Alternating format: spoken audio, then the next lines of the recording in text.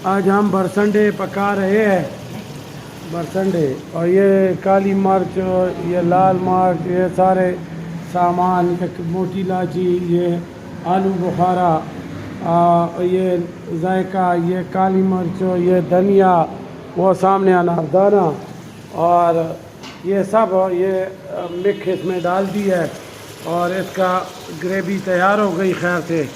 अब हम इसको पका रहे हैं।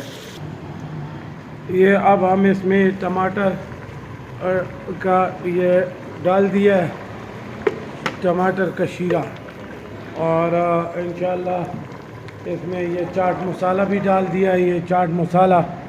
और अब थोड़े देर में इसको हम रखेंगे कि ये ज़रा गल जाए, तो फिर इस पर कुकर पे सर बंद कर दें। कीमा, गोश्त सब डाल दिया है। ये इसमें सारे मसाले डाल के अब हम इस दम पे रख दिया है कुकर में 25 मिनट तक। इंशाल्लाह 25 मिनट के बाद बरसंडे गोश्त कीमा ये हमारा तैयार हो जाएगा। अस्सलाम वालेकुम।